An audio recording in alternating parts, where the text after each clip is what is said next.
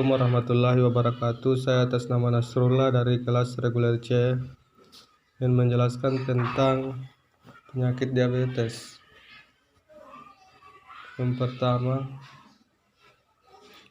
kajian literatur tentang penyakit. Diabetes adalah penyakit kronis yang ditandai dengan ciri-ciri berupa tingginya kadar glukosa. Glukosa merupakan sumber energi utama bagi sel tubuh manusia.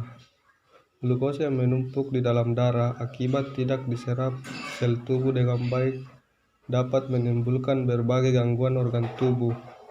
Jika diabetes tidak dikontrol dengan baik, dapat timbul berbagai komplikasi yang membahayakan nyawa penderita.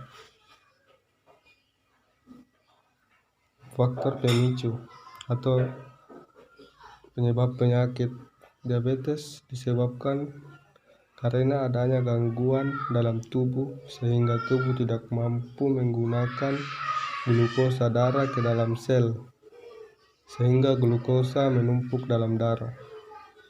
Ciri-ciri penyakit: sering merasa haus, sering buang air kecil, sering merasa sangat lapar, turunnya berat badan tanpa sebab yang jelas, berkurangnya massa otot, terdapat keton dalam urin.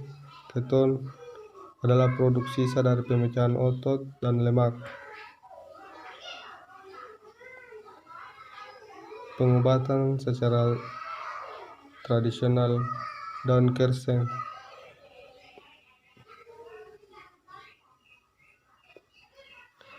Yang kedua, absorpsi lapangan yang terdiri dari topik, tanggapan informasi, dan keterangan. Ketiga,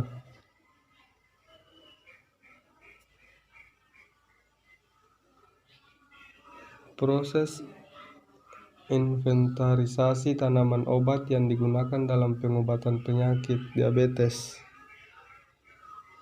Terdiri dari informasi penyakit, tanaman atau ramuan yang digunakan, dan cara pengobatan.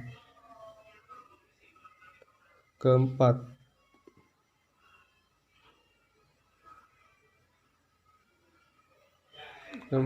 membahas tentang kajian tanaman obat.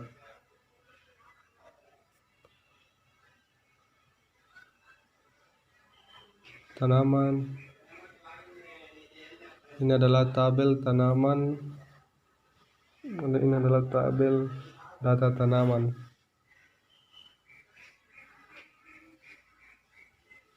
Yang kelima,